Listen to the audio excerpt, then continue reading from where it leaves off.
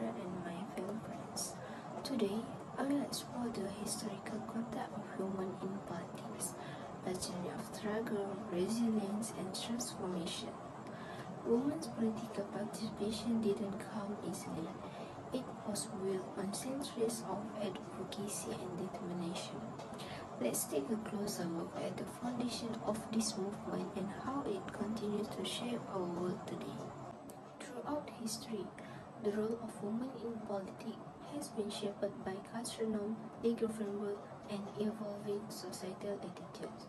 In this presentation, I will explore the foundation of women's involvement in politics, from early example of leadership to the fight for representation and equality. So, the first one is early example of women in leadership. Women have played significant roles in governance long before concept of modern democracy. Figures like Cleopatra of Egypt, Queen Elizabeth I of England, and Empress Dowager Cixi of China wielded political power in patriarchal societies. These women often navigated unique challenges to assert their authority, demonstrating intelligence, resilience, and leadership. In many regions, women also led as queen, warriors, advisors, often stepping into power during times of crisis or transition. However, their influence was usually tied to their familial connection, and their roles were limited by societal norms. Next, we move to barriers to political participation. For centuries, legal and cultural barriers excluded most women from formal political participation. Women were denied the right to vote, hold office, or even own property in many societies. Political power was concentrated among men, justified by ideas of women's perceived inferiority and their natural role as caregivers. But change began with the Enlightenment and the rise of feminist movement in the 18th and 19th centuries. Thinkers like Mary Wollstonecraft argued for women's education and their right to participate in public life, laying the intellectual groundwork for future reforms. The next point is the suffragette movement. The 19th and early 20th centuries saw the rise in the suffragette movement, a pivotal movement in women's political history. Women fought tirelessly for the right to vote, often facing ridicule, imprisonment, and violence. Leaders like Emmeline Pankhurst in the UK and Susan B. Anthony in the US were at the forefront of these struggles. Their sacrifice led to landmark victories. New Zealand became the first self-governing country to grant women the right to vote in 1893, followed by others, paving the way for women's political participation worldwide. Move to the next point, which women in modern politics. In the 20th and 21st centuries, women began breaking into formal political spaces. Leaders like Indira Gandhi of India, Margaret Thatcher of UK, and Angela Merkel of Germany showed that women could lead nations effectively. Yet, challenges persist, including gender bias, unequal representation, and discrimination. Now, let's talk about statistics of women in politics. Today, women hold about 26% of parliamentary seats globally. While progress has been made, gender parity remains a distant goal, highlighting the importance of continued efforts for equality. Lastly, we can conclude that the history of women in politics is a story of resilience and progress. From ancient queens to modern policymakers, women have continually pushed boundaries to claim their rightful place in leadership. By understanding this historical context, we can be better and appreciate the ongoing struggles for representation and work toward a future of true equality.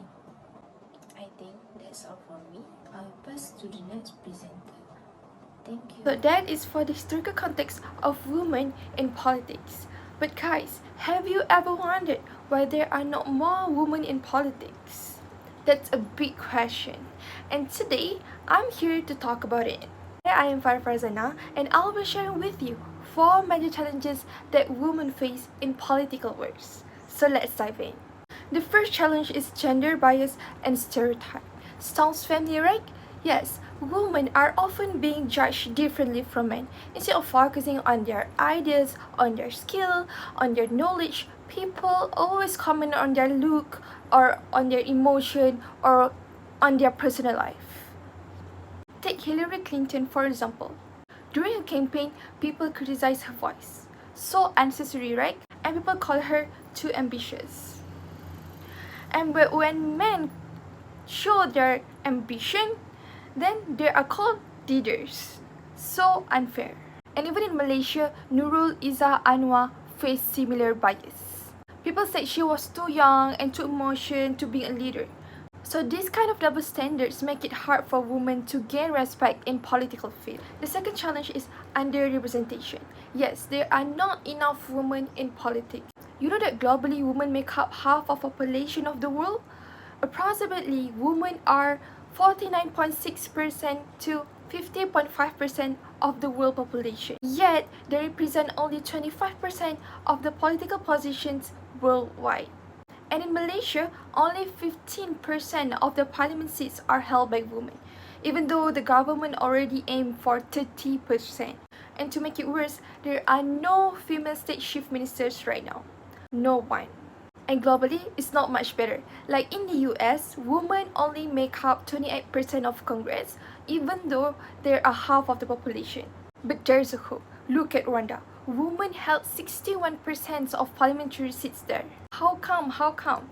It is because of the gender quotas there. It shows that when the government commits to equality, then change is possible. Okay, moving on. The third challenge faced by women in politics is harassment and violence. Again, Nur Aidah, a Malaysian politician. She has been targeted online with false accusations and hurtful rumors, including the sexual ones.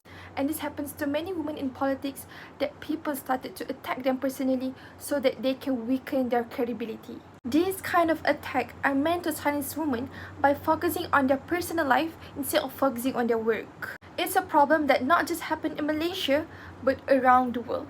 Take Kamala Harris for example. Who doesn't know her? She's the Vice President of US and the first woman and person of color in the role, but she faces constant sexist and racist attacks. Another example is Jo Cox. You know her? She was a UK politician who was tragically being killed while serving her community. This violence is not just words, it is real and it is terrifying. So, this kind of violence and harassment do not just hurt them, but actually it also scares the other women from stepping into politics. And no one actually should have faced this just for trying to lead. It is so physically and mentally exhausting. Last but not least, the fourth challenge is about work-life balance. Do you know how hard is it for women to juggle between work and family? If you are watching this and you are a married woman, I'm sure you know. It's also the same thing that many women in politics face, and it is not easy.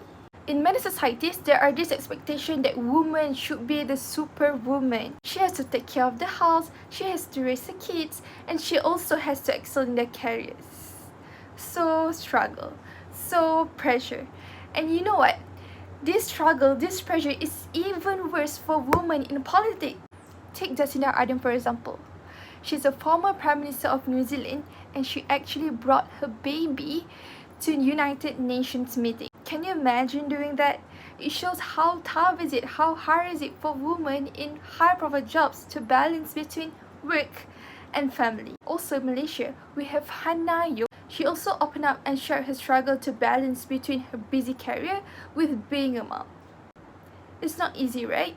So, this whole work-life balance issue is a big barrier for women in politics. Why I say so?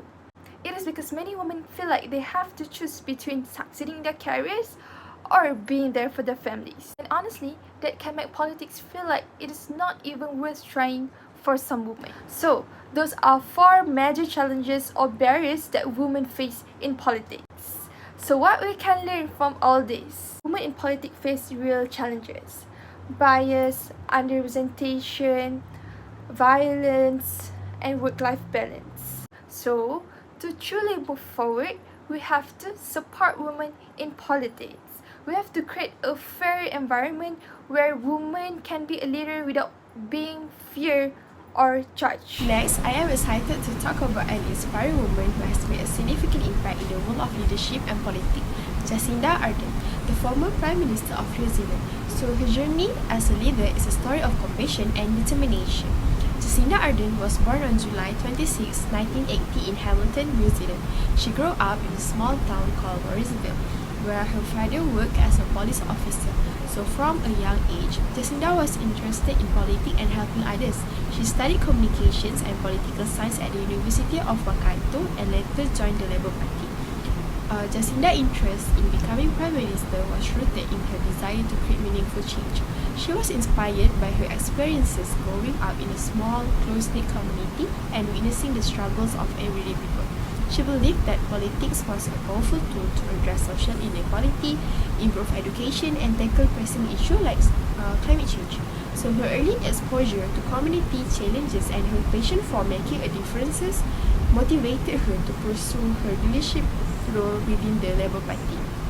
Her political career began in 2008 when she became a member of parliament.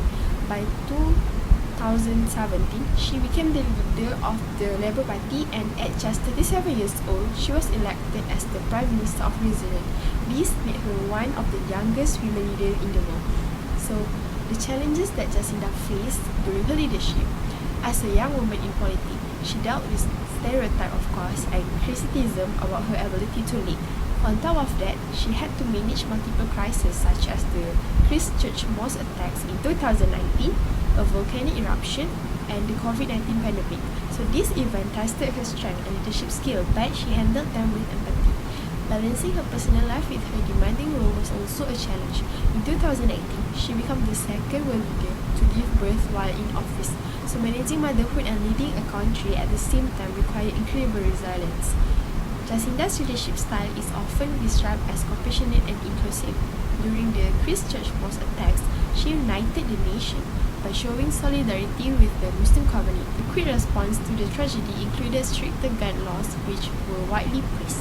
She also led New Zealand's successful response to the COVID-19 pandemic, implementing strict measures early on to protect her people. So her focus on clear communication and kindness earned her global recognition. Another notable contribution is her commitment to addressing climate change. Under her leadership, New Zealand passed law to achieve net zero carbon emission by 2050. So, in a nutshell, Jacinda Ardern's story is a powerful reminder that leadership is not just about making tough decisions, but also showing empathy and care for people. She has shown the world that women can lead with strength and compassion, even in the face of immense challenges. Thank you for listening, and I hope Jacinda Ardern's journey inspires all of us to make a positive difference in our community. So, why women's leadership matters? So, women make up half of the world's population, yet they remain underrepresented in politics. Why does this matter? So, women's leadership promotes inclusive governance. Study shows that when women are in power, policies tend to focus more on health, education, and also social welfare. Diversity in leadership brings innovative solutions, as women bring different experiences and perspectives.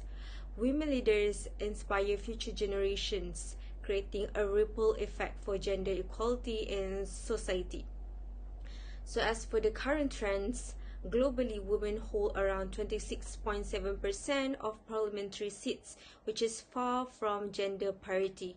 Only 10% of countries have female heads of state or governments. Regions like Nordic countries lead with higher representation, while others, including parts of Asia and the Middle East, still face significant gaps. So as for the solutions to overcome these barriers, we need targeted interventions. For example, number one is to introduce and strengthen gender quotas. For example, countries like Rwanda and Nepal have implemented quotas resulting in a significant rise in women's representation. Secondly, capacity building, which is to provide training for women in leadership, public speaking, and also campaign management. Thirdly, to promote financial support, which is to offer grants or funding programs specifically for women candidates. And the last point, which is change societal attitudes. Education and media campaigns can challenge stereotype and normalize women in leadership.